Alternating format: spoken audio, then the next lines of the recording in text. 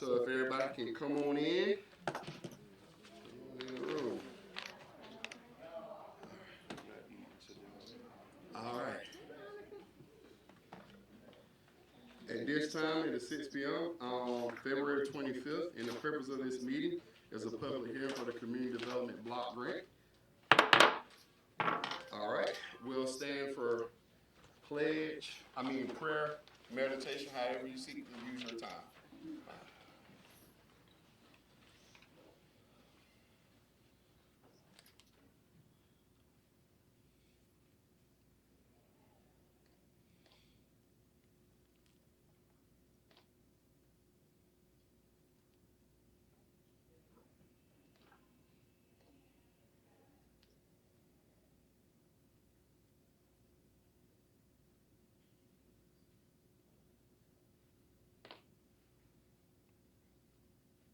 All right, this time, I ask Commissioner Shepherd to lead us in the pledge.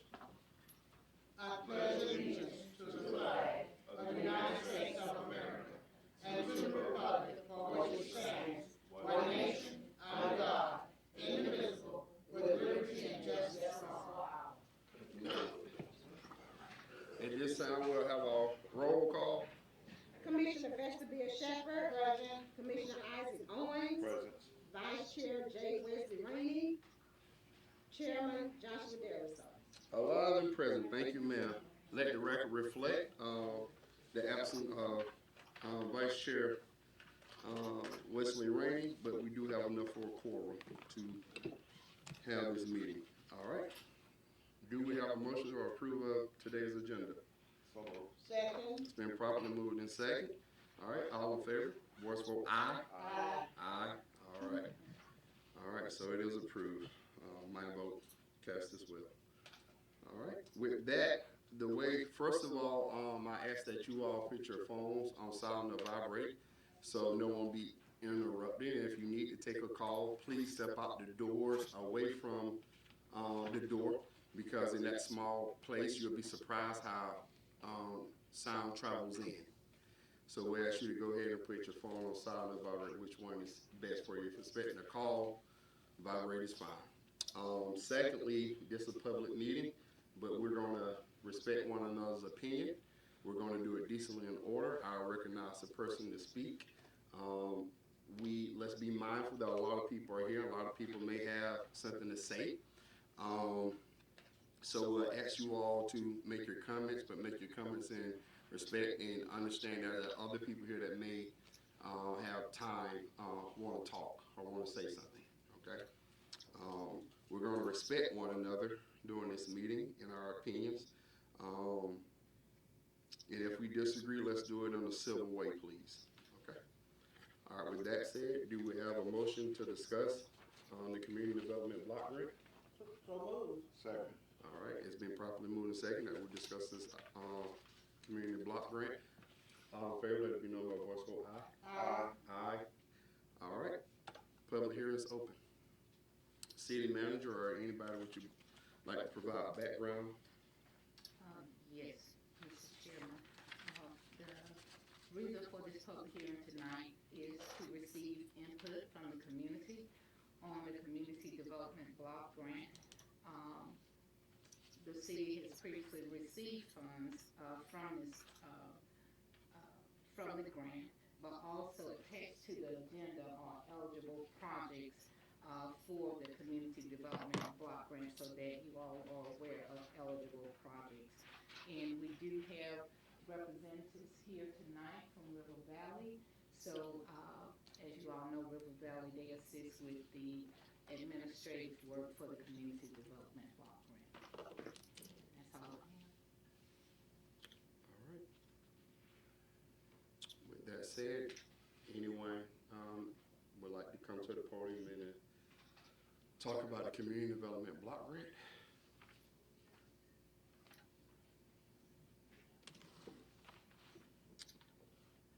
And Mr. Chairman, if I may, Yes, just to add to it, the Community Development Block Grant can be used for infrastructure projects. There is a housing improvement component, but there are various ways the funds can be used. But one is not to provide funds conversation started. I know last year we had major flooding, and so that could be one of the projects, drainage improvements. I know you all expressed an interest in some type of housing improvement project. Again, Okay, thank you, ma'am. My question, sir, Yes, ma'am. what is the ceiling amount for income? It say low to moderate income. What do we consider that? But some of the agencies I work with, 26,000 a year is the maximum. So I need to know if there's a maximum so I can tell people, or a minimum. you all have that information.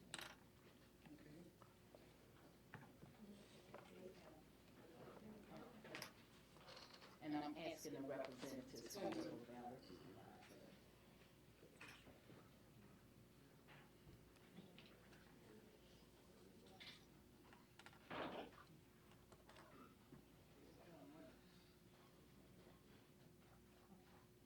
If you want to just. Okay, so the income,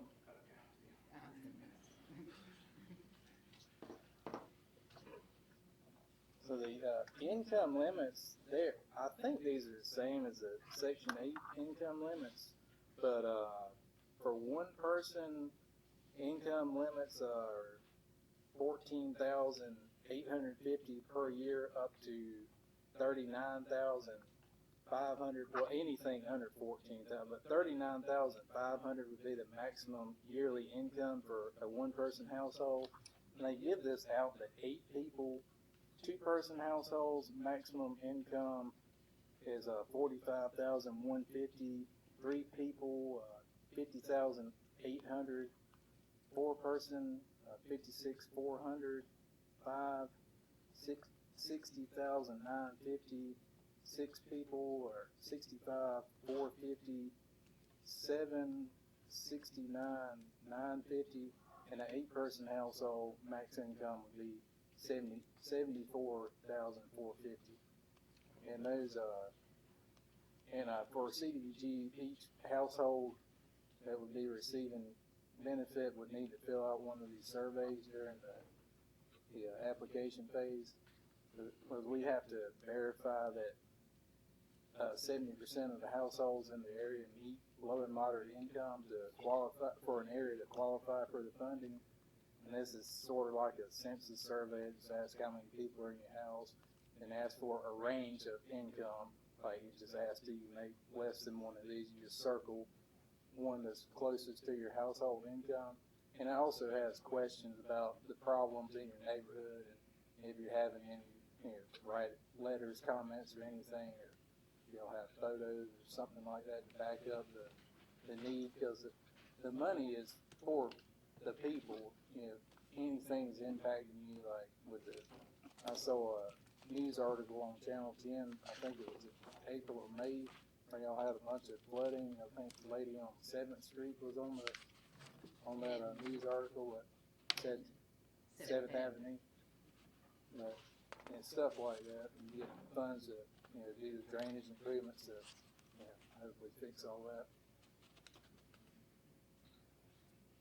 Sir, sir, Yes, ma'am. with the income levels, you're saying 39,000 for one household, 39,500 for one household.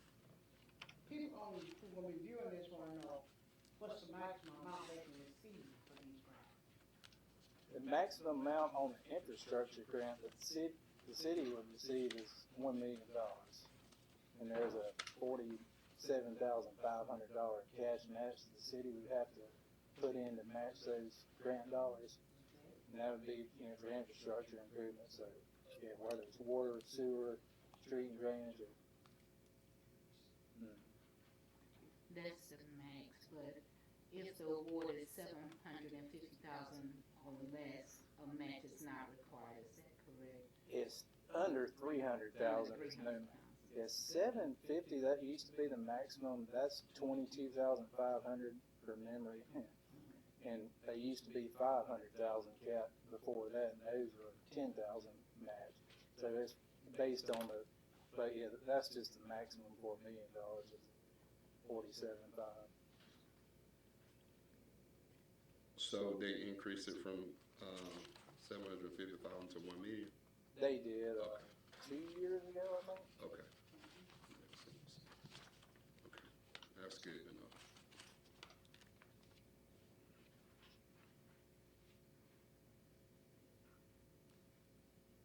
All right. Does that answer your question, Commissioner Shepard? Yes, sir, thank you. Yeah, well, I would like to say, to get an idea of some of the projects that we have used the community block grant here for, the community development block grant here for example, is the Gillespie Selden area, the Boys and Girls Club that were known as the Year Center, a couple of sewage, I think McLeod subdivision sewage thing. So when they talk about the different things you can use it for, you can use it for that. It's really a way to develop an area or a thing without it coming out the city's budget or the city being able to raise taxes or doing anything, some of these projects. Now, we have a diversity of funds as the state allows and bring. We have, get beyond the scope of this, but community block grant is just one way we can develop the community, like those projects did, I think. And we finally seen the fruits of Gillespie Selden now, when I think that was the first original award was what, 2000 and, was it 13 or how long ago? Sorry. Early 2006. I don't have the paper in front of me. But as you all can see, sometimes if it was 2006, I was a year removed from high school. It was a long time ago. I got gray hairs now. So as you can see, sometimes the project, sometimes take multiple years to develop. And I believe you can also start a project with one, but continue working on that project with consecutive ones. So it can be a commitment that you can utilize these grants over time. But those are just some of the projects. So what we want to do here before we make a decision about which direction we want to use these funds is hear from the public, hear from you all.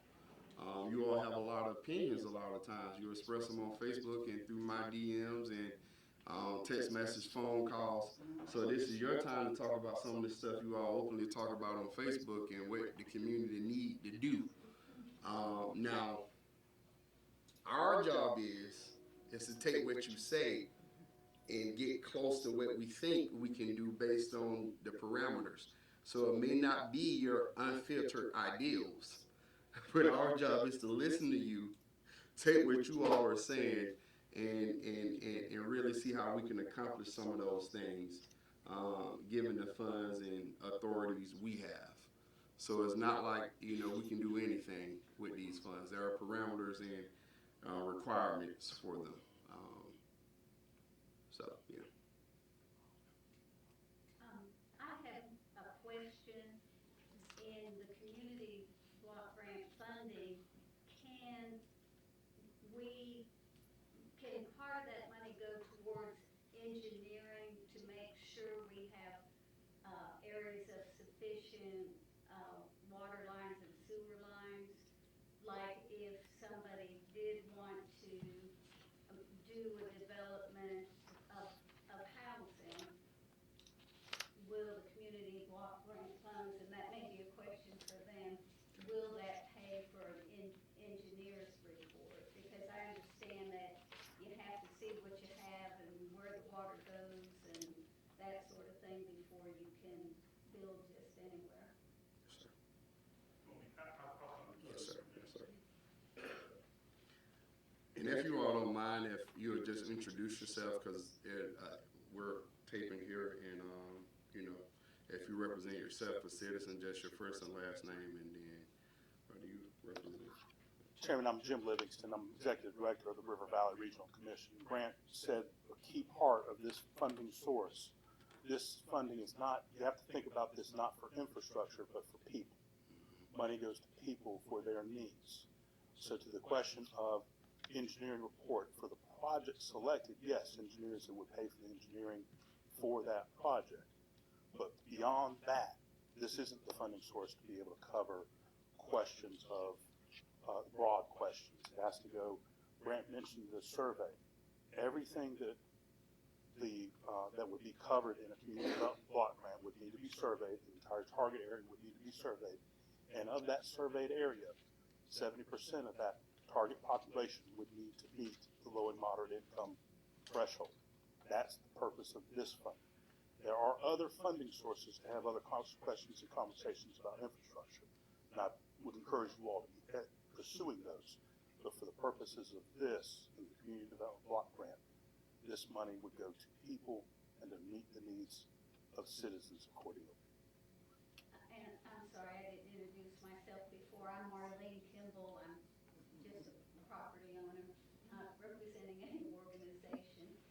Okay, so, the city, would this funding include people who need to have maintenance items done to the structure of their homes? It could.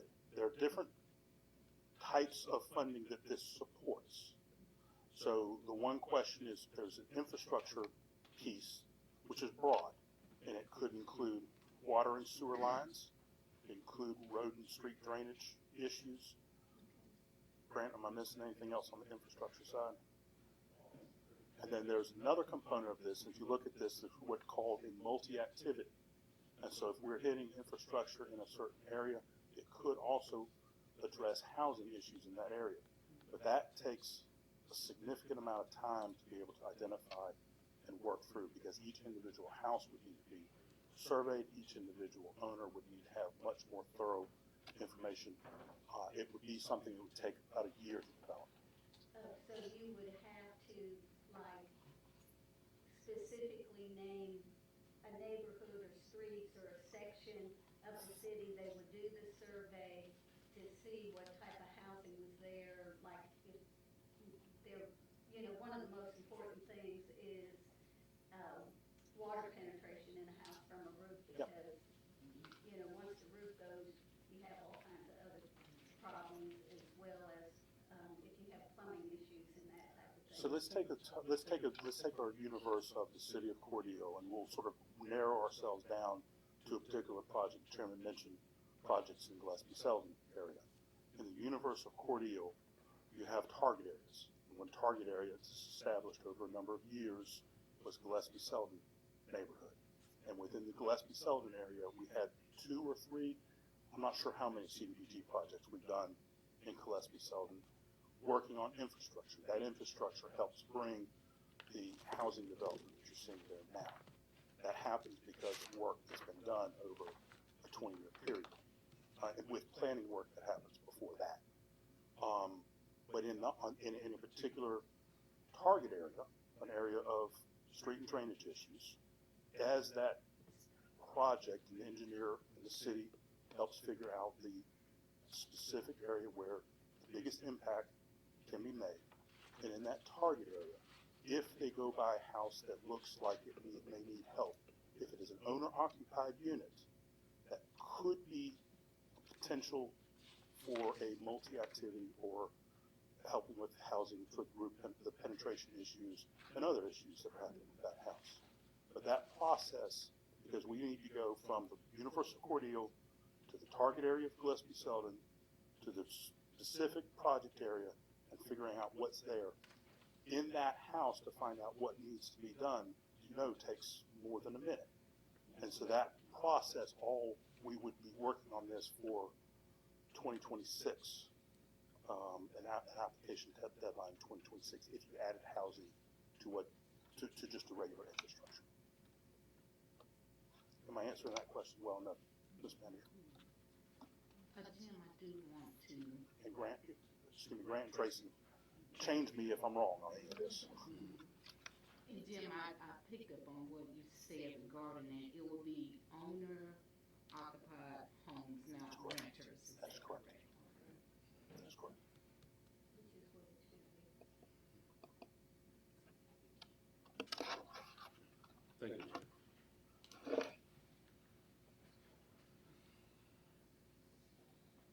anybody else like to talk about some things that possibly could be utilized now that we got a clearer understanding of what the funds could be used for?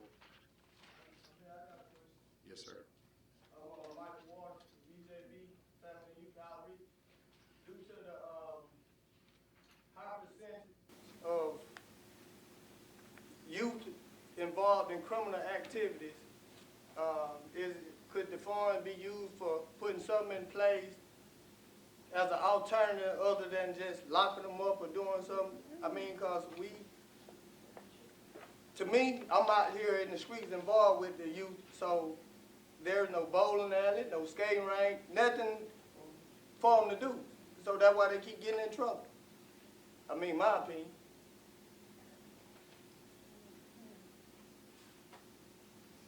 So do that fall in that? Do I want to answer the No. question? Real quickly, community center perhaps, although I think we funded a community, let me be clear, this is not River Valley Regional Commission funds. Right. These are state of Georgia funds, and it comes from the federal government as housing and urban development funds coming out of Washington DC to Atlanta and to the city. All we would do is help administer, make sure I's are dotted, T's crossed. A community center could be funded. It wouldn't be competitive if we've already funded one here. And That didn't work. Yeah, I think there's a Boys and Girls Club funded back. It's not. Right. It's not active though. Okay. Yeah. Yeah, that was The one that. part of it, that was 2006. Okay. So what we wrote for was, well, Mr. Waters knows this better than me, but I'll try to do my best right now and then. 2 buildings, and to that, one of them was newly constructed. The grant itself, I believe, said it was 2 constructions, but that didn't happen necessarily. One of those buildings have not been condemned. And the requirement, I believe, goes out next year for LMI, because it's 20 years. And we do have what we call the Yes Center, occupied and used, but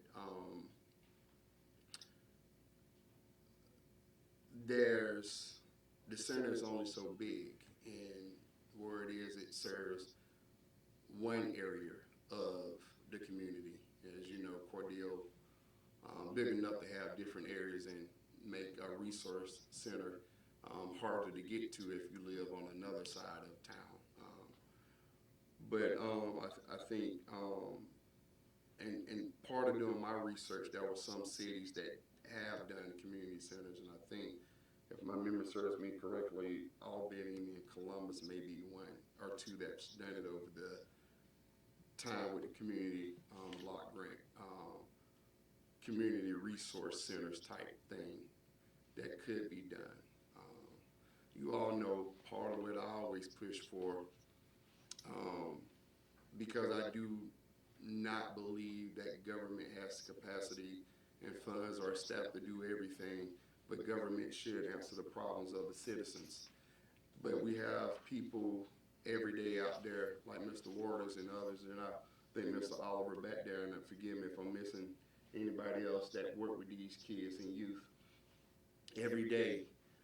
And some of their nonprofits are 501c3, but the nonprofit game is still a little heavy to kind of break into and write grants insufficiently. If you don't have full-time people to understand documentation, the impact you're making, how to keep the data, how to run programs, structure programs, you're going to be stuck in a position where funding is coming out of the founder's pocket.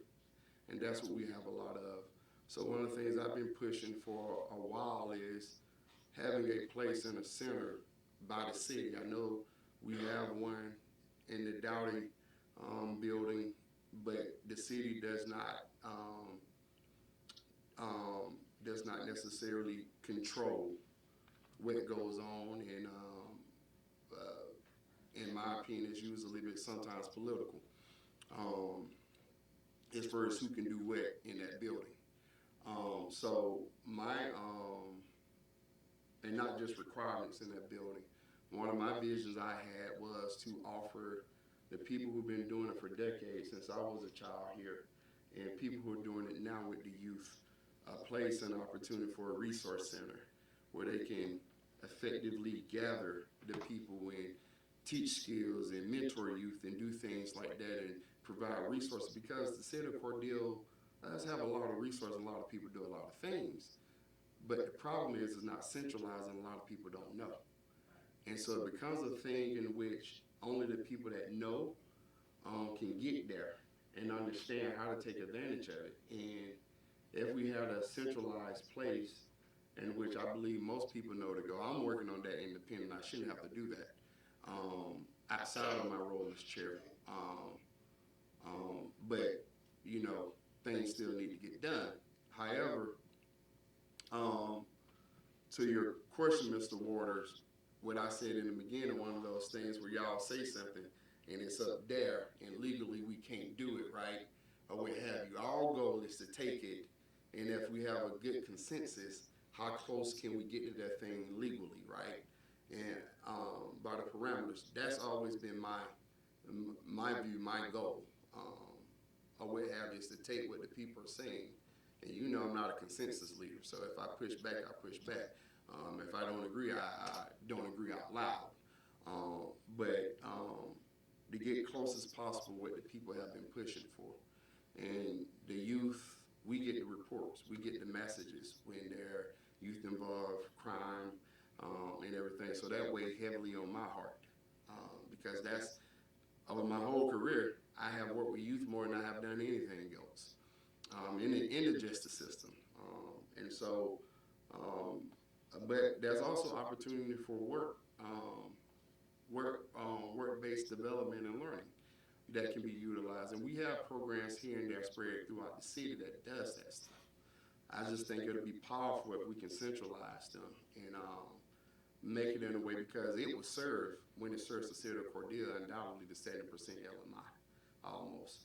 The only thing is we have to figure out where in a location that will meet the requirements. Yeah. And correct me if I'm wrong, you all, Jim and Grant and yeah, Tracy, Miss Tracy, sorry. The only thing I would sort of add here is think about what is eligible versus what is competitive. Right. Those aren't the same thing. Yeah. Yes, ma'am. So, Jim, can you expand on that? When you mentioned eligible and competitive, but because I know there are entitlement communities and non-entitlement communities, and we are non-entitlement communities, so can you expand on that so that, you know, the residents would know when you say competitive, who we are competing against for these funds? So you are competing against the state of Georgia. An entitlement community means that they get their funds directly from HUD, Albany, Columbus, Atlanta, Macon. We're not competing against those communities. We are competing against everybody else in the state of Georgia. All 500 cities. Ms. Shepherd, how many cities in the state of Georgia? 535. So take away the 15 that are entitlement, and you're competing against the rest of those. And if you all have gotten funds in the past for a community center, whether it's being used or not, the state will look and sort of see what's next, who else. That would be, you are eligible for those, yes, but that would be from my standpoint, a caution. Grant, am I saying that correctly? Yes, and I think your centers, you have to have someone willing to come in there and have a program that's active, and you know, they have to put agreements in place for the application and make it competitive. You just can't build a building for a community center and not have someone running programs through that are, so that would be required to make it eligible. But that has not been our history, though. The last one is exactly what you explained we could not do because it's out vacant for some time. And And so I understand there's some things that don't work out, and there's some agreements and agreements not kept. But I just want to put that out there for a fuller context of what, it became occupied. But yeah. I would just add this, and I'm through with it. Out of 20 years, it didn't operate probably about 2. So, that look like mismanagement or something, but that's all I got to say. Yes, ma'am. My name is Valerie Roy. I just want to know what happened. I mean, why is the center closed? Why did it close down? Because like you say, it was only open for a few years, if that. And I remember the building being built, and I remember that it was open at one time. Then all of a sudden it just went down. And it's never, anybody ever never used it again. And it's just sitting there. I wasn't here for a lot of those years. I was away and doing different things. I've heard some things that I don't necessarily want to repeat because I don't want to give misinformation in this climate of misinformation. But I do know that part of it was people that sat in these seats wasn't doing what they were supposed to do to make sure that things were being met. Okay, so what would it take now to get it right up and running again? Well, I want to keep the focus necessarily on what we're going to do in the future because it's been condemned.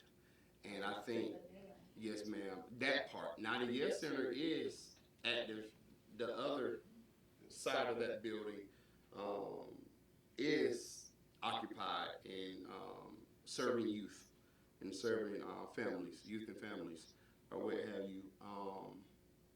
But I think a good way to lead this is to talk about what we want to do with future funds, the funds that we'll get, because if you ask me, I have a different opinion. You ask somebody else that have a different opinion, and it won't manifest anything effective or impactful. But I do share that concern. I went down the rabbit hole to try to figure out myself and everything, but I do want to keep this on what do we utilize for the funds moving forward, because we can't go back and really undo that stuff. We can learn from it and keep moving forward, and that's, I'll speak for myself, my goal is to learn and keep moving forward in a way that we can be impactful. Yes, ma'am.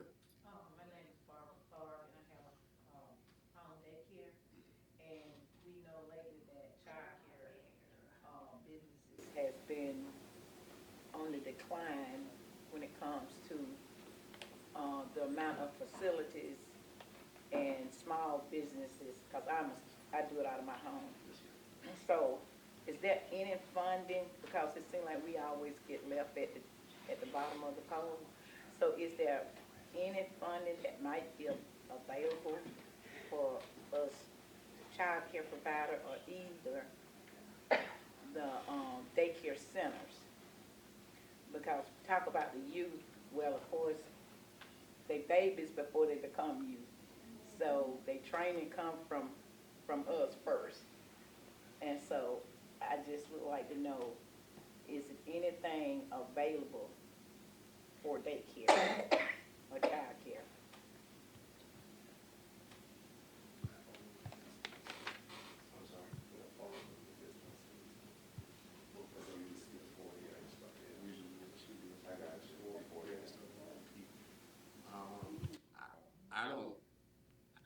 I don't think these funds will. Hold on, Mr. Hunt. I don't think these funds will, but have you all ever experienced community block grant funds? And I want to keep this meeting to community block grants because we have to stay in line with what the public hearing is for, or what have you. But any child care initiative you all have seen utilizing? Please let us know. Okay. Now, Mr. Hunt, I'm coming to you, I promise. I will say, y'all know me. Most of y'all out there know me. I push the edge. So I don't believe in doing traditional and the same old thing, because if that worked, we wouldn't be here today. And I tell people constantly, I wouldn't be in this seat today if what had been done was working. And so I do believe we need to figure out what can be done in an innovative and creative way, to answer some of the concerns. What infuriates me is that certain people are told that government can't answer their problems, but then we see when a private or church or faith-based community center child care shut down, the school district jumped in and did something within months. But other people are told that, oh, government don't deal with that, can't solve your problem, and that's a lie. Long as it's legal, we can do some things. Now we do have financial constraints, because uh, we don't have all the money. Cordele ain't bringing the money in like a lot of places or what have you. But I hear your concerns. And I will say this, and I'm always going to say this. I know we changed the meeting to 9 in the morning. I know. However, this is y'all government. Y'all, just like showing up for this meeting, y'all have to show up at those meetings, because we make changes all the time. Changes all the time. I do. But I want to keep focused on what it is about. But I do. But I'm just saying, like, for those other questions and concerns, get on the agenda and express. If you're dealing with something, reach out to us, put it on the agenda. Y'all know, if y'all let me know, I'm putting it on the agenda, I'm bringing it up in this meeting, or these meetings, or what have you. But ultimately, a lot of the questions outside of that, outside of the community development block grant, we have meetings. We're passing things all the time, and I just encourage that engagement, or what have you. But I'm gonna go with Mr. Hunt with that. Mr. Hunt. I just wanted to just say to Ms. Clark, your answer is yes. This CDBG block grant does help with those services.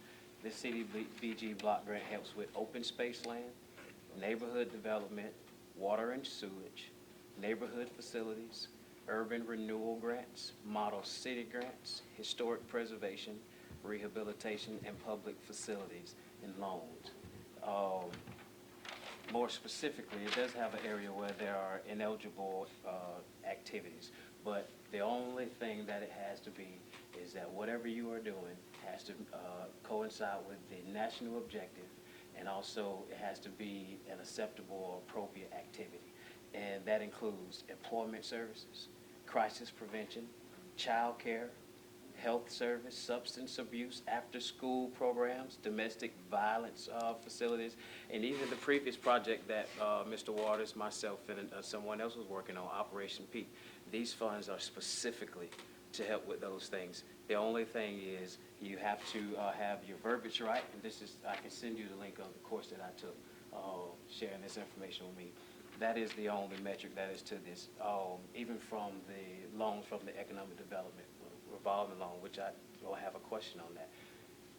If they're not willing to provide space for you to have a simple document that says, we, the city of Cordele, is partnering with this business to provide services because it supports a certain percentage of our demographic. There's a certain percentage of parents who can't afford certain after-school programs. So to alleviate that, that's where this funding comes in. But what has been happening is it's just been put in sewage and these other projects, because this is just formality. The ultimate goal is they have 100% discretion on what they're going to do with that money. We really are, in essence, wasting our time sitting here, but the chairman is consistent with his theme, and that's what I appreciate. But the chairman is the only one that's really answering any of the questions at the moment. But all of these things can be alleviated. They can have access to money. Say, we're going to work with Ms. Clark because we know that on the west side there isn't a daycare center. And Ms. Clark is the closest one to the west side, where these parents who are working evening shift or whatever, however they want to cater it, as long as it meets that national objective, where the HUD department sends it down to the state, because we are not an entitlement city. And we apply to the state to this UGLG,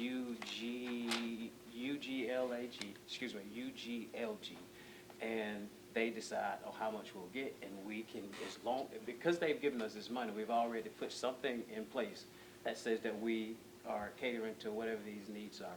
But it doesn't matter, because those 3 votes are going to decide how that money is spent.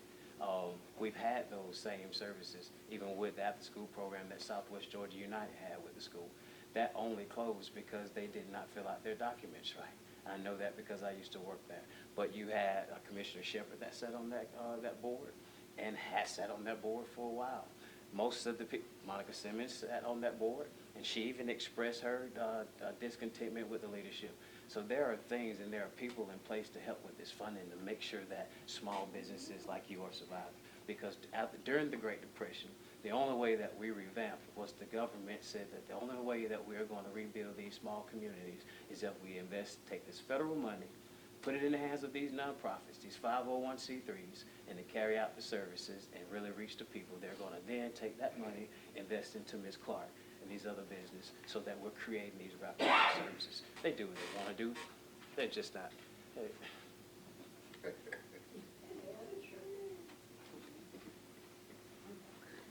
else? Yes, ma'am. My name is Carol Johnson. I live in the Gillespie area, and I wanted to know, is this money available to anyone that owns a mobile home, which I don't consider it as a mobile home anymore, because there is added a roof, a wooden roof, put a tin roof on top of that. I've completely almost remodeled my house, added on. And so at one time, now, if I'm not mistaken, I understood that the city did not grant money to anybody that lived in a mobile home if they wanted to come and improve. And I'm wondering, is this including the housing improvement? Is this money available? I'm not sure, I'm not for sure about the city not funding, homes. I know West Central Georgia at one time didn't do mobile homes. I don't know about the city as far as giving people assistance on whoever come through. But I know West Central Georgia at one time, I think now they have a mobile home in West Central Georgia as well, on the weatherization program and improving the housing. But as far as the city denying anybody, I can't tell you that. Did you talk to someone at the city and they denied you? No, I didn't hear it. Oh, okay. Third party. Okay, I just want to make sure. This third person has a mobile home in the same area, and it was during the time that the chairman was sitting up there, that they helped her, got funding, got improvement, so. Not this I chairman, don't know though, if it's right? true, I'm just asking a You question. talking about this chairman or no? No, I'm talking about no. Okay, okay. You know, I'm just asking a question. Cause see, I'm in the historic district. That's right. So I have to do the upkeep, and I'm at a point where I'm below almost at 14,000. I can't afford to do what I used to do when I was working, so I just want to know if this money is available. Yes, ma'am. Jim and Grant, sorry to keep Most putting you on. homes are eligible. But when we're referencing the housing portion of the grant, owner occupied, can it, Grant, you better explain the owner occupied, because I misspoke to you, Madam Manager. So, but can it be used for manufactured homes as well?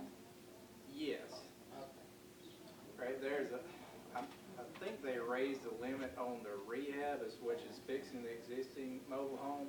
I think it's up to 20,000. If it goes over 20,000, it becomes a replacement, so they just buy a new mobile home and replace that one. Thank you. Ms. Johnson, did they answer your question? Yes. Anybody? Yes, ma'am. I'm just curious about things.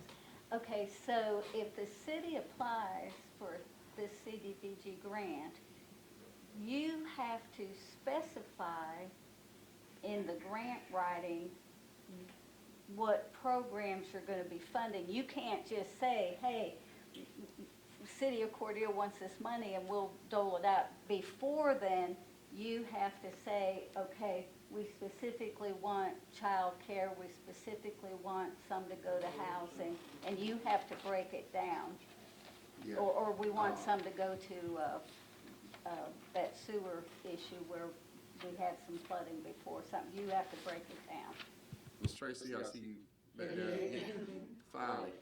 When the city makes an application to the CDBG, they need to focus on one specific project. They can't really do multiple projects unless they're doing a multi-activity. Right. So it is one community center, or one health department, or Right. one specific target area that you're addressing the needs in that target area. Okay. That makes it tough. Yeah. It does. And there's a lot of need. Housing ranks at the top of our needs. Survey after survey, report after report has said that. So that is something that I think is critical. Anyway, yes, ma'am. I have one more question, and I'm not sure, will I be stepping out of boundaries by asking this question? If so, I know I'll be put in my place. But, you know, there's been a lot of things going on with the utilities. Will there be any grant to help with the utility bill idea? I think, again, this cannot necessarily, but there's other state programming, and that's why I'm encouraged. Y'all know how hard I've been fighting these last 3 years on behalf of where I grew up in this town, and I keep it 100. And basically, that's why I fight so hard, because you can't really be reactive when the issue come to you. But see, those decisions, when I look at who attends our meetings, and it was strategically changed at 9 a.m. To affect that or what have you. It was politics or what have you. But I would say you all have to consistently engage with the people you elect. You can't just elect people and say, oh, they're going to do a good job.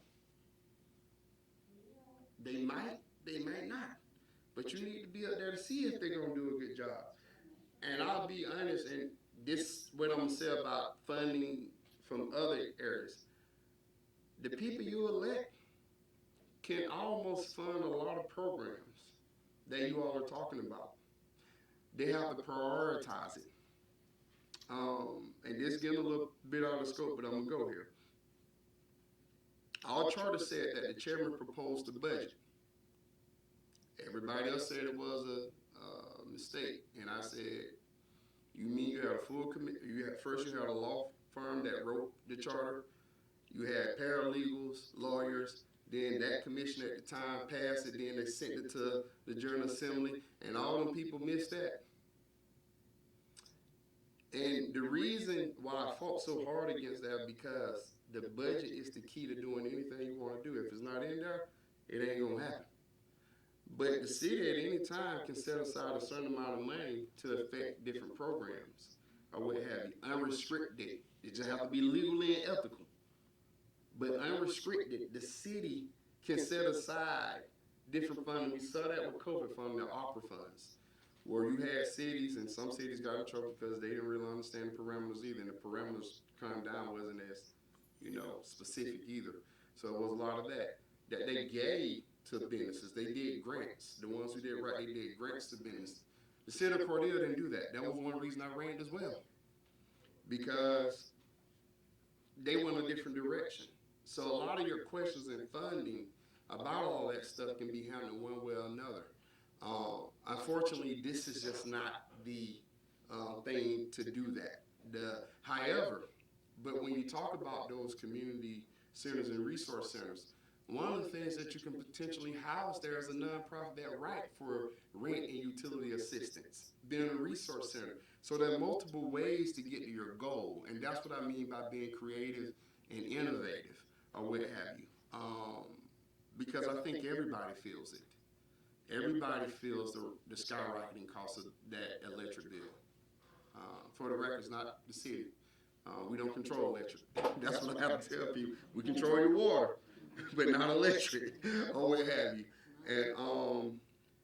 And I have fought not to raise anything with that.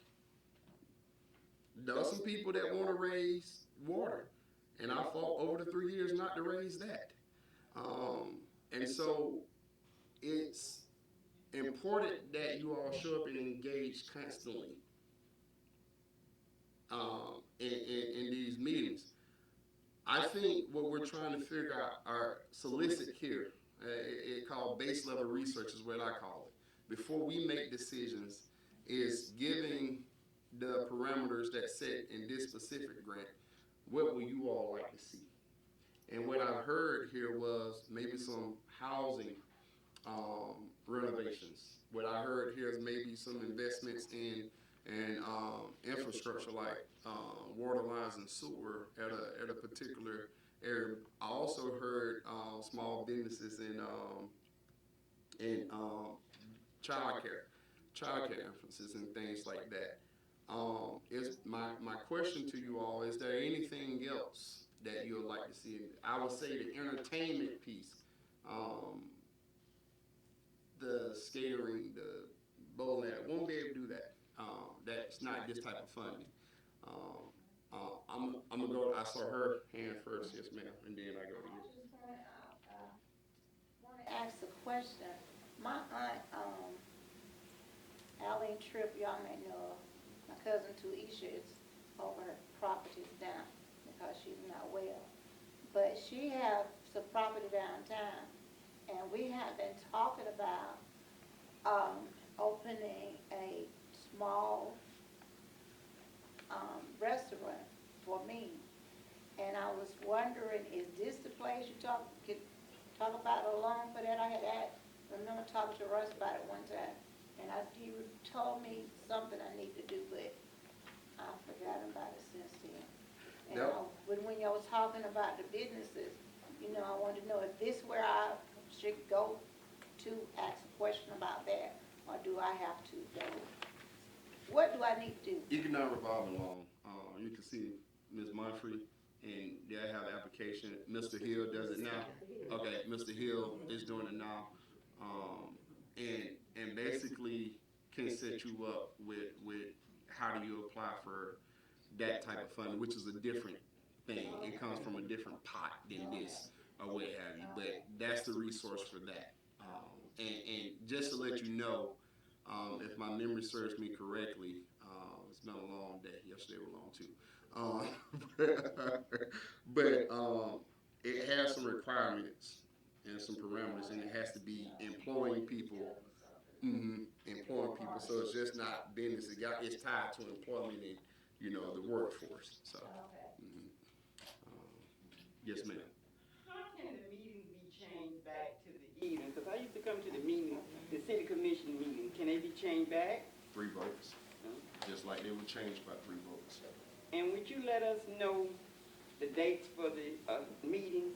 Yes, I know, again. I do a better job. It's first and third Tuesdays at 9 a.m. First and third Tuesday, yes, ma'am. Okay, thank you. So who have, y'all have? Yes, ma'am. Okay. Yeah. I have a question. Yes, ma'am. My concern is, I noticed in the city, we don't have family restaurants to go sit down and eat. We have a lot of fast food restaurants, and I'm wondering, why can't we get in and keep them here? That's a long answer. It's not really in the parameters of that. But to wind it back into what we're doing here, I fundamentally believe that Cordele is not going to shift into education, income, poverty shifts. And when that starts shifting, then you can get some of those other places, because that's what corporations businesses look at. They look at those factors, whether they want to come here or not. So, as you notice, what we mostly attract is pick up and go. Like, stop by Chick-fil-A works wonders because everybody loves Chick-fil-A. and then they get gas and they keep moving. Or if that don't stop you, a ticket stop you, which I get a lot. But that's why I always been focused on the people aspect of what we can do. It's because then when we do that, we'll look better as far as economic development. It's kind of what you're hinting at there.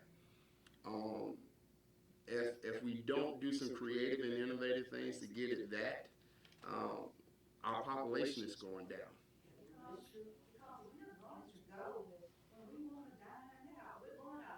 And money leaving. Mm-hmm. Mm-hmm.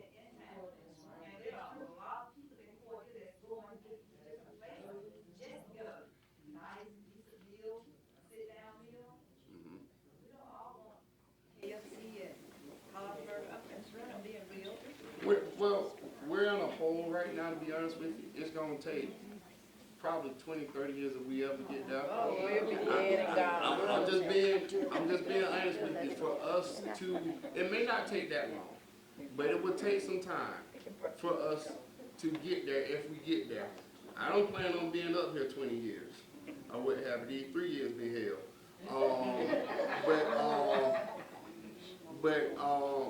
For that type of stuff like that, it takes a strategic planning and vision, which we do. We do comprehensive planning. We do all types of strategic planning. We plan with the county or what have you. The thing is taking that plan, and I encourage you all again, if you don't remember anything else, go to meetings. Go to meetings. Go to meetings. Because all that is decided, and part of the problem is for so long, people don't show up at these meetings, then people don't know what it's like to be in your shoes. They make the decisions. I stay grounded with my people as much as I can so I can understand what's going on constantly. That's the only way I'm able to speak, be the voice that y'all have put in this place or what have you. So I would definitely say that. But so given what we've heard about the community block grant, and you all correct me if I'm wrong, some of the leading things is home rehab that we may be able to do. Mr. Waters, community resource center type thing, and Barbara, child care, our assistant. And I will say this, part of, I think,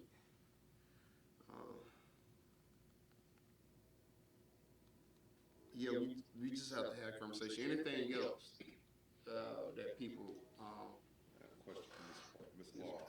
In your child care, home child care, how many? I know.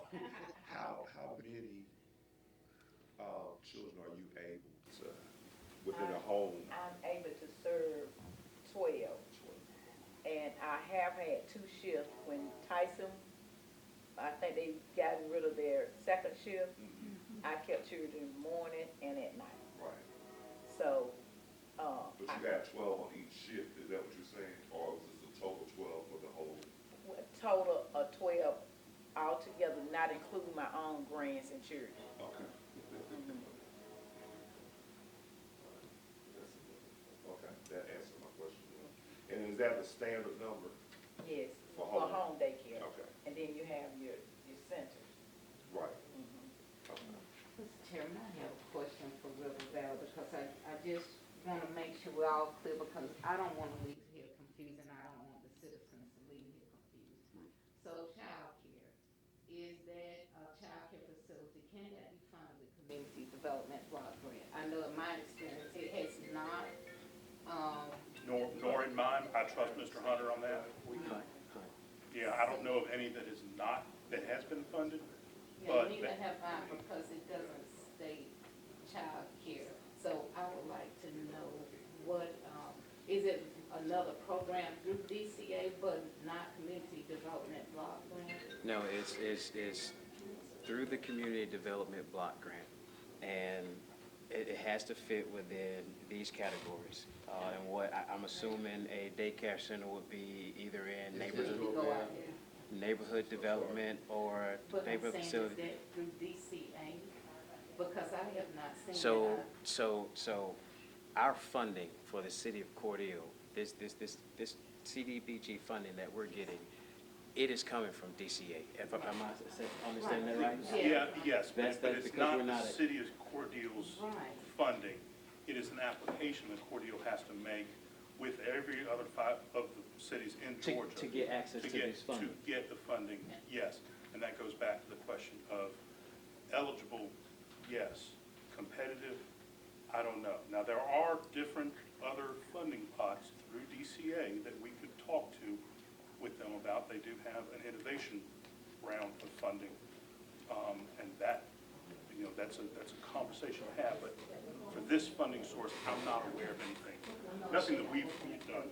I can, only thing I can think of would be like with a business startup, and that would be a loan fund to the business owner. The city would get a grant and then have to issue it through a loan, because we've done a revolving loan fund thing with the city of Diana. They rehabbed a building in downtown and moved a physical therapy business in there, but a private owner had to take a loan from the city. The city received the grant, but it can't, so private citizens can't get direct grant funds from the federal government or DCA. The grant would go to the city, and then that would have to go as a loan to the individual.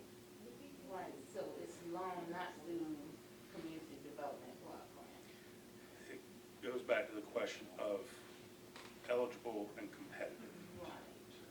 Okay, I just wondered. They can't, Grant, I'm sorry, they can't hear you. I mean, Jim, they couldn't hear you. Well, everybody needs to talk to Grant. Grant's the one that knows what's Oh, right. okay. Okay. Yeah, so the grants, they can only be issued to an individual, so if you were, in the To the case. city. To the Right, city. I'm sorry, Not- yeah, to the city. And the city would have to issue those as a loan, like they're revolving loan funds. So if you, and I don't know if a daycare is eligible or be competitive, but say if it was, if you were starting that business and needed loan funds to do renovations on a building that you're buying or building, you could apply for, the city could apply for a grant to do this project, but then those funds would have to be issued as a loan to the business owner. That would have to be paid back to the city. So, but, yeah. If she was looking to do it as a loan, but through this community development block grant, if as an existing business, Ms. Clark said, hey, I have this facility, I have these services that I'm licensed in, and this is an issue that falls under these categories for when HUD sends down the money, she does not have to go through, am I understanding it right, that she does not have to go through a loan because she's not looking for funding, she's looking for services. And through partnership from this funding. It would depend on the structure. If it is a nonprofit, that would be accurate. If it's a private business, that is inaccurate. So in that, where does a business fall? So it comes from HUD, and then HUD sends it down to entitlement communities. And then from there, it goes to contractors, sub-recipients, CBDOs, and CDFs. And then it also goes over to beneficiaries. So where does an existing business fit into that whole ecosystem? In that scenario, you're looking at entitlement communities. Albany could do that. Columbus could do that. So let me just back up. I get that. So the entitlement cities are getting it directly from HUD. I'm talking about us, who is not an entitlement city. When we get this money from the UGLG, is that right? It's Department of Community Affairs. Right. So It's Georgia Department of Community Affairs. right, and then from there, it's dispersed down to. No, it's an application that the city would make Right, for the to grant DCA. funds. It's an application the city would make to DCA, and it is competitive with all the other applications that are being submitted that same year. Okay, so let me back up. But it's not guaranteed we will receive. Right, I get that. Yeah, I'm just Yeah. following up on my question with Jim. It's not guaranteed we will receive it because it's a competitive process.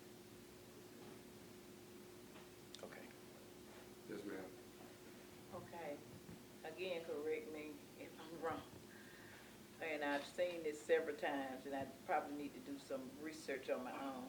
that Cordele, Chris County is considered the poorest city in the state of Georgia. And for us to be considered the poorest city in the state of Georgia, that should be all kind of funding and grant. I'm not really looking for a loan. I can go to the bank and probably get a loan. Well, I know I can get a loan, but I don't need a loan. I would say this. I would say this. Well, because I like to be technical. The poorest city with over, I think, 5 or 10,000 people, because that's was the parameters. And yes, that's another reason I ran, because when there was a town hall and I saw the complacency in our city officials, it didn't sit well with me. And the former city manager justified it. To the point we were just locked into those things. Like we couldn't change them. It was nothing we can do about it. But to answer the question again, I'm sounding like a broken record. I hate using cliches, but that's why you constantly have to show up at meetings. You can't elect us and leave us, because sometimes the people that show up at meetings, people have interests other than serving the will of the people or all the people. They're going to answer to those interests that are pulling. It don't just happen in Washington. It's happening on the local level too, or what have you. And so to answer your question again, I would say to you, when we do budgets, when we go through that process, we have the latitude to set aside funding. Now, we do have competing, things we have to do. Can't just slash our police department, right? Our fire department in half. Now, the side of politics I'm on, I think we can do some things there. But I won't get into that. But I've been also pushing for more funding in community development, because it's one of our lowest funded departments when you look at our budget. And so that would tell you that, as my economic professor used to say, if you want to know people's interests, look at where the money goes. If you want to know their value, look at where the money goes, or what have you. And so when you talk about being the poorest, I also push for grant writer in the city. And our police department somewhat want to hire a grant writer, and I question, are y'all hiring a grant writer, y'all not hiring a grant writer? What's going on? Because I asked for a grant writer for the whole city, and they're like, oh, they'll do this, half the time they're going to do this, half the time they're going to do that. And I just got to be blunt, because y'all know I don't speak correct when I'm not blunt and trying to hold my words. Yeah, I go on Facebook and do a live, and I get a lot of comments. But there's not a lot of support backing me up in those things at these meetings when I'm planning. In fact, this commission passed, when I put something on the agenda, if it failed, then 4 commissioners, and we only have 4 commissioners because I'm chairman, and I don't get a vote, have to vote. If it failed one time, 4 commissioners have to agree that to go back on there. Well, if it failed, the chance of 4 commissioners, and these are the things that are happening while y'all, and I know y'all busy, trust me. I know where anybody who have a business, have a life, working, have kids, taking care of parents, I know how hard that is, trust me. But I would tell you, you can't delegate your authority as a citizen to hold us accountable. Because when that happens, then you show up with questions like this. You show up with questions like this. But I put it on the agenda. I put a lot of things on the agenda. We'll alleviate a lot of the things that y'all are asking over the 3 years. And this commission turned it down because they played politics. So we as citizens got to be more engaged to that level. I would say to the answer, when we start doing budgets between, I don't know when we're going to get into it, April or June or whenever, that's the time to show back up at these budget meetings and voice those concerns. Today, what we're trying to figure out is what we can legally use these funds for. And And again, it's an application. Maybe let me not misspeak. It's a possibility of getting these funds. We'll apply for them, we may not get it, right? And we have, I think we are competitive enough to get them if we write, um, things that could be funded and funded well, and it sounds great. And honestly, given the political landscape, we don't know what's going to get funded and how much stuff going to get chopped. So being honest, we just don't know, and a lot of people are worried and figured out who have not had to worry about jobs and job security for a while. So we just here, but we trying to hear from you while we're here. To have the best process available so y'all input could be heard. Again, and I hear you, Jim, about the community center was competitive, but I think writing competitively and giving this town and the history and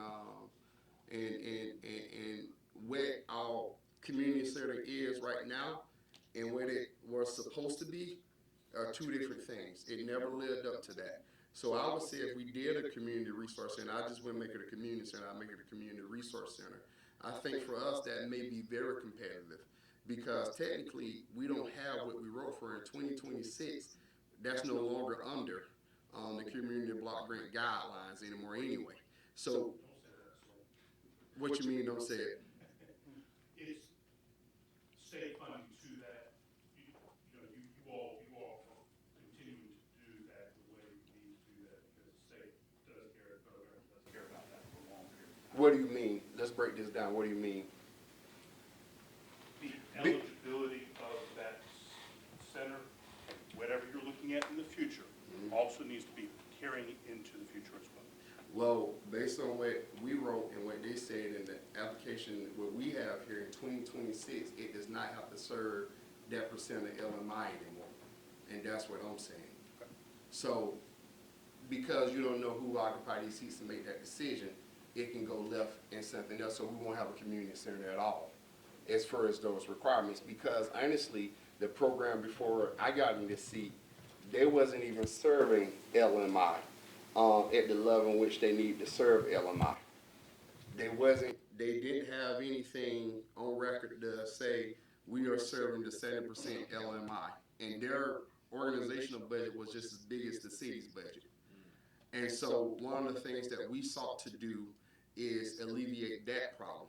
So there's a difference between what is written and what happened and then what the people actually getting.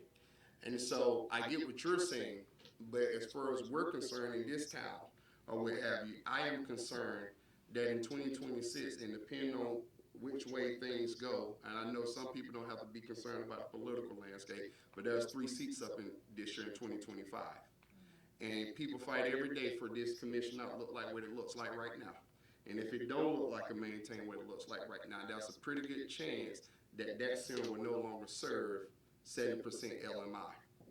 And so that's where I'm coming from when I say that. And I can say that because it's been our experience.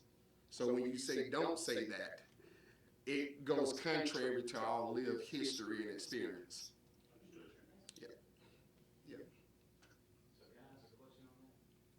Yes, sir. Well, hold on. Did anybody say something over here? I heard something. No, okay. Yes, sir. Why are we going to put more funding into what hasn't been done instead of looking at something different?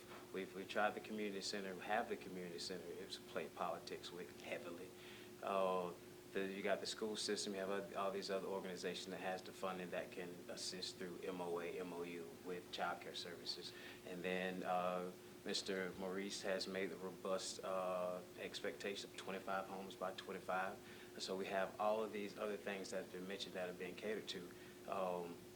And if I'm understanding it right, only one project can be done under this block grant. Why don't we use these funds to assist the people in the city of Cordele with their utilities for this bandwidth that we're able to? You can only do 3 months, and it has to be directly to the provider.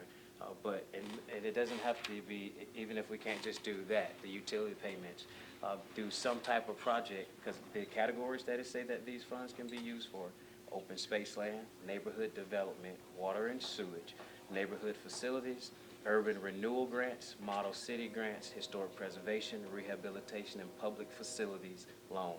So what can we do to assist what type of project can be done with those who might know more than I do to help with that, utilities, and if that can be done alone, creating some type of service or wraparound that would include the utilities? I'm gonna say this real quick, and I'm gonna leave it to anybody that's gonna answer.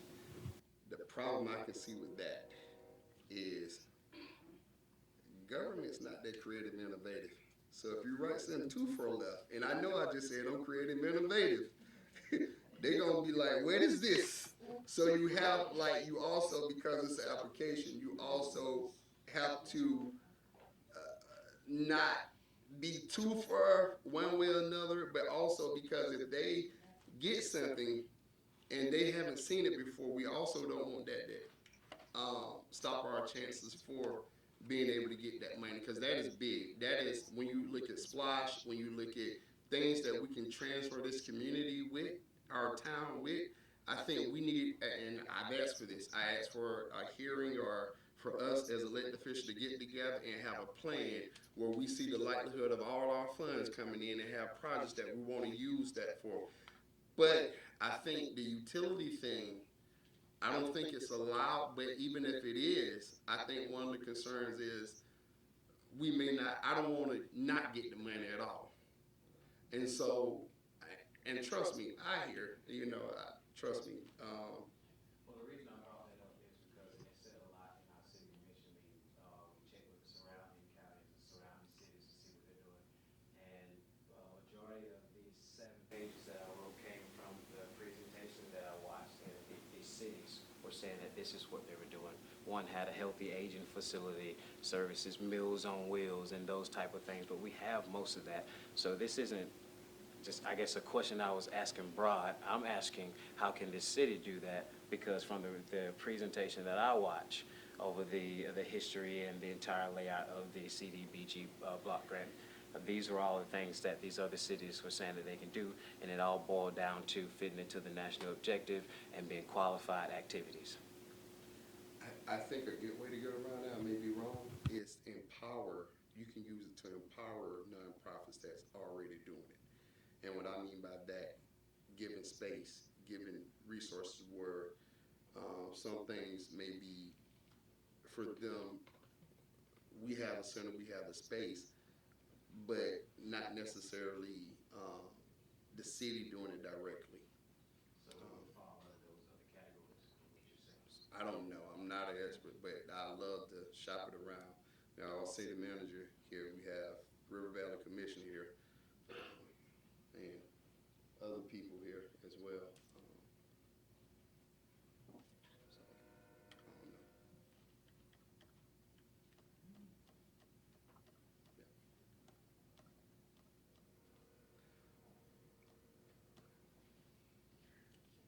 Let me ask y'all something. What do y'all think the biggest need in the city is?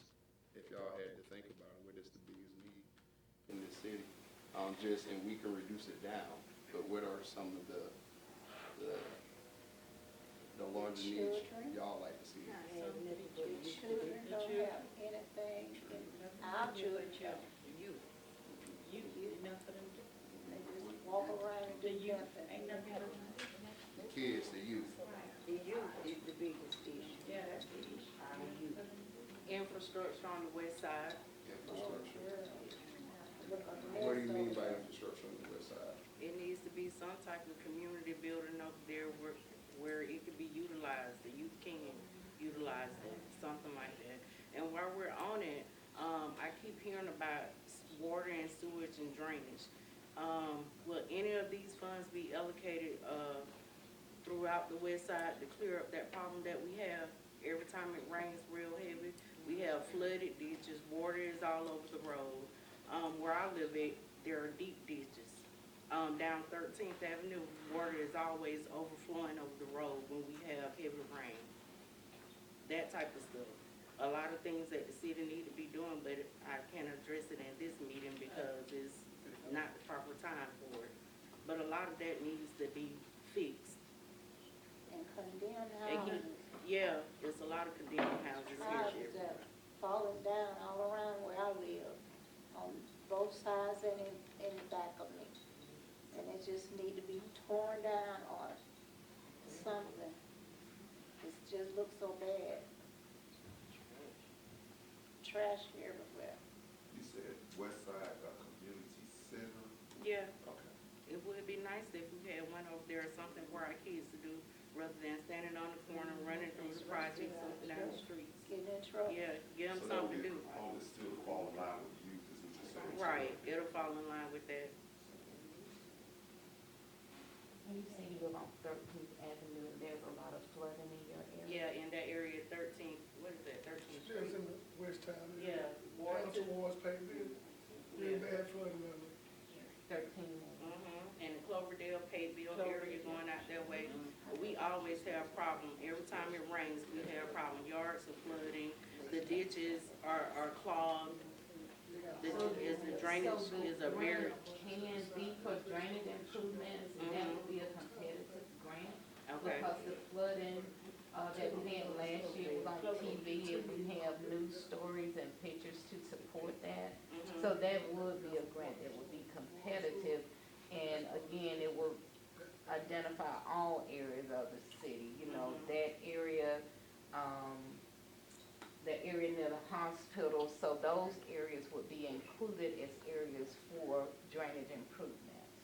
If the grant was submitted for drainage improvements, and that would be competitive. yeah, that is a concern. I'm pretty sure I'm not the only citizen on the west side that is, I'm not the only one on the west side that has an issue with every time we have heavy rain or it rains a couple of days consistently, we have flooding in our yards to the point where a lot I have to put on boots just to get in my car. Is the water coming up into the houses? Anybody have water coming up in the houses? Yeah, and the main problem is the ditches need to be cleared. That's the problem. Water is not flowing the way that it should flow. That Payville, they have a lot of holes in there in the driveway area going into Payville there. You mean the piping under the driveways, right? Yeah. Seventh Avenue, yes. And with the big ditch down there, if it get a heavy rain, I'm pretty sure everybody saw it on television that this lady had to get assistance just to get out of her house. And that has always been a problem there. So again, this grant could be, you know, that's a project that we could apply for. Okay. The drainage improvements, if that's something that you all would like to see. So let me ask y'all a question. I don't know whether this is private or whatever. Tateville Estate, in that area, I go out there, all those roads in between those houses, those apartments, those houses are terrible. I don't know who has been out there, but I have went to visit people out there. I can't believe the big holes in those roads out there. There's only like a street or two that's in the city, and we'll look at those streets, but the majority of Payville is in the county. It's in the county. Is in the county, so that would be the county. The way you tell when you go on the road, if it's a white with green letters, that's county. If it's green with white words or letters, it's the city. So that's a good way to tell whether the problem belongs to us or belongs to the county. So, Chairman, I believe what she's talking about is actually in Payville Estates. Tateville Estate, that's what I said. Which is city manager thought you were talking about the actual road, Payville. Tateville Estate. Payville Estates is a private driveway. That's what I asked you. Right, and it is. That's the question. Yeah.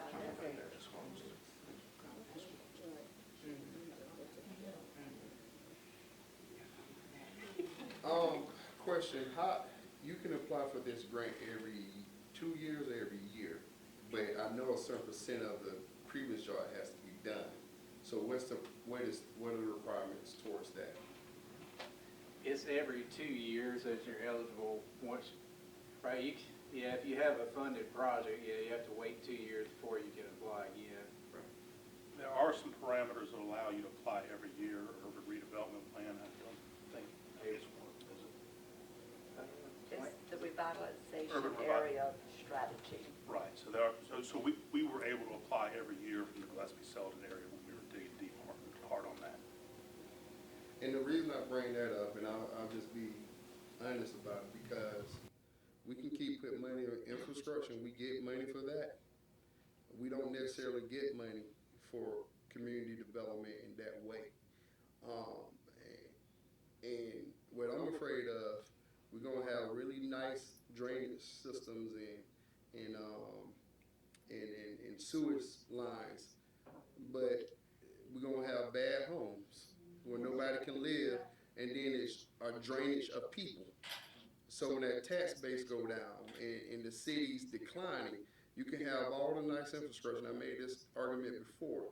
But then if the people are moving because of the economic conditions, because of educational opportunities, because there's no investment in people, then what we look at, you can have all that stuff nice and done, but if the people are leaving, what's the point? If the youth are being locked up and sent away to different DJJ facilities, what's the point of that? And that's why I asked the question about, and again, I don't want to make a decision until we get together and we figured out we got community block grant, we got LMID, we got Splash, we got all of this until we come up with a plan to be able to effectively use this for a broader vision. We got to stop piecemealing this. We have to stop when we get funding, then, oh, we can do this. I would rather be in this situation where we don't have work sessions with the group and say, when we apply for the community block grant, we already know this year if we get it, it's going to go to that. We already know our LMID fund's going to go to this. We already know our splash fund's going to go to this. So, of course, the state make us have certain needs with certain things, so we got to still have them. But we really got to start thinking like that.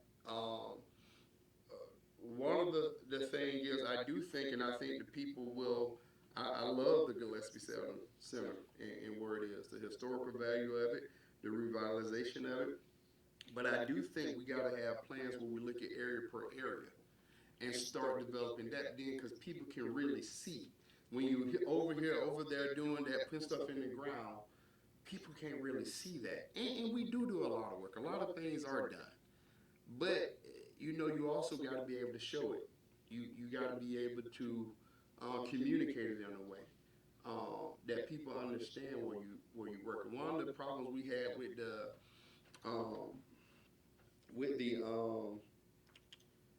the McLeod subdivision that prevented us applying for funding for years was the people wouldn't agree to having their what's your name, because it was miseducation about what it was doing. I don't want my stuff to go up. Well, if your septic tank went off and you're gonna pay all them $1,000 to get it replaced, and that's what it was preventing. And so people didn't understand that. And our city attorney started and said, well, you can compel people. And my question, well, why you didn't say that earlier? And so when honestly, when I fight about these things, I fight because I can't do complacency. I've never been able to do complacency, no matter where I've been. I tried it with my first job, and after that, I found out what type of person I was, or what have you, because this stuff matters. When you impact in life through whatever work you do, it matters. And so I would say to all of that, like, there's an education piece that you have to put out there as well. There's an overall planning piece that has to go into all of this funding. And I was upset because if somebody in a position that could have let us know we knew we had this problem could have told us, oh, well, you can compel them to do it. The city at some point has extraordinary authorities. There's limits. But there's also extraordinary authorities that can be utilized to do things. One of the frustrations has been that complacency, because think about it. If that wouldn't have held us up, we could have moved on to other projects that could have been done. Now, COVID did play a factor in some of the stuff, and everything skyrocketed. I want to be balanced in what I'm saying. It keeps me from not totally being crazy. But that's why I said we got to have a larger plan, and we got to be able to put out things, but we got to know that we can apply for this fund, and if we choose things to go forward with, that we can utilize these funds towards our bigger vision, the bigger picture of where we want to see this community go, or what have you. And it plays into what we're doing. So all the things that everybody else have talked about today is just a piece of that bigger vision that we need to adopt in this city. Again, sewage, drainage lines, I'm there. But we also have other revenues and other funds for that as well, that are specifically for that we can dedicate to that. But the problem I always have with infrastructure is sometimes those other grants that mainly for that type of infrastructure, it don't come in those grants. So the community block grant is a way that in which we can utilize for things other than that. But LMIG you can't. So there are some parameters around all of that where I really like the community development side of this grant. I don't think that should be overlooked. I don't know. I like the housing initiative because I think that'll go a long way. We've been, ramping up codes, and we've been trying to do that for a long time. So I don't think we can lose there. It's a win-win. But we also can look at these initiatives and say, what area do we want to really impact and develop? And have a plan for that, and understand that that this fund is not just going to stop here. Hopefully, but that we'll be able to say, okay, this we want to check off this year, this we want to check off next year, and have that thing. So some of that stuff, some of that sewage stuff, some of that infrastructure stuff, I think. That and honestly, no matter what we do, a big part of this is sometimes that grant doesn't cover it all. If a job is $2 million, the match you may get is the $750 or $1 million, or what have you. It's not like because you apply for this, you're gonna get this necessarily, or what have you. So then that has to be on the city side, some money put in with it as well. So it's just not, and usually projects are not just the amount of that grant. Usually the city or some other way have to kick in and use multiple funds to cover that. You can, if my memory serves me correctly, add, you can use other funds, other grants to come in and work on projects together. But we gotta know that, we gotta understand that, and everything. Any other comments? Any other things? Yes, ma'am. My name is Lou Jackson. Yes, ma'am. And my brother worked for the city of Cordele over 30 or 40 something years. So my daughter and I was his beneficiary. We came to the city, and the city said that there's no funding in the budget in order to pay the beneficiary amount, like 40-some thousands of dollars. But at any rate, what do we need to do to get where we need to go? I think you can come see us, and I'm talking about us, the city clerk and the city manager, who be here during the daytime on that issue. Sorry to throw y'all on the bus. Yes, ma'am. But you can talk with them because, and the reason I'm saying that is because there's certain things that we don't know because we don't deal with the day-to-day up here, or what have you. And they may not know because that's a whole different department. So they're going to have to do their research into what, and a lot of times, a lot of people call, and it's not what people think. And law is tricky. When you think something and you hear something, it's different than what the law says. So just get with one of us, and we'll do that. But any more questions, concerns related to the community block grant, we have to stay in line with what we set our public hearings for. So I want to make sure that we stay in line with the purpose of this public hearings. None? Okay. Commissioners? Yes. Well, I'm asking you to have words. I just want to say I thank you, fact that you all are here shows your interest in it. And I want you to know that that's what I'm sitting up here writing notes of what you've been saying, because the only way we're going to really be able to come up with a feasible idea that's going to satisfy the whole community is that we hear what the community wants. And your interest here tonight, because so many times we have meetings and nobody comes. And, you know, and then when decisions are made, it's like, why did y'all do that? So tonight gives us something to work with. And it doesn't mean, like the chairman said already, that everything that you said, but at least we can hear it, and it gives us something when we go back and talk about. There are some people who could not come tonight, but they emailed us, you know, with some of their suggestions. So we can take all those in, take all those thoughts in. And even with that, I hope that the conversation has been able to be developed amongst the citizens, that there are things when you hear that. I'll use Ms. Clark as the example with her 30-plus years of being in child care. She has put out something tonight that somebody else might be doing the same thing. And some things we might not necessarily do as individuals, we might have to partner. And those partnerships can still help satisfy the things that we're trying to develop within our community. And it might be a way that other grants, other things we talk about can be developed to use that. So it doesn't mean that it won't work, it's just that we have to go back and find another way of making it work. And the only way we can do that, we have to hear from the people who are out there asking us to do it. Mr. Waters talked about the center. It's been an ongoing thing. It's something to try to do. It might be somebody else that can come up with another plan. Maybe not where we normally have that. That might be the west side of the thing, you know, to look at that. So we just have to play with the ideas and throw them out there. So we thank y'all for coming tonight. And it does show that somebody is interested in our community.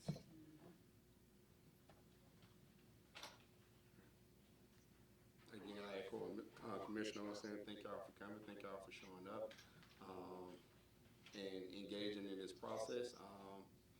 And when we work through it and work it out, this is only one meeting. There's other meetings that we'll have that we may lean towards a, you know, conversation. What I think I would do, I'll solicit feedback in many ways. One of the ways is my main medium, you all know, is Facebook. I may do a Google survey and send out to you all just to get more input into what y'all thinking. And again, get that down, because I do want to hear from, you know, I know a good group of people. So I thank y'all for showing up and coming out. And, you know, but there will be a decision made. There will be a decision made that we're going to apply for this funding. And that decision that we make, it will be on the agenda, possibly in a meeting. Don't miss those meetings either.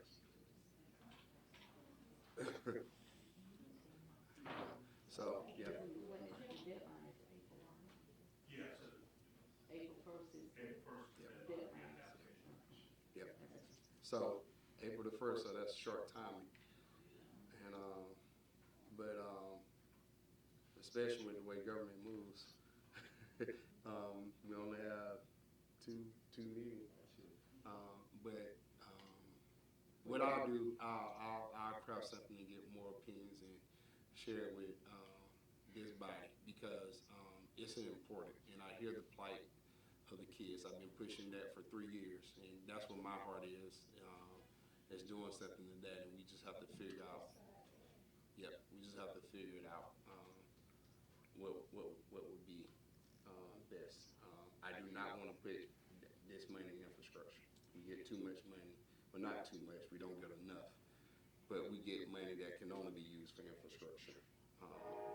But yeah, anything else? Motion to adjourn. Motion to adjourn. It's been properly moved and seconded that we're adjourning this meeting at 7:40. All in favor, let it be known by voice vote. Aye. Aye. Meeting adjourned.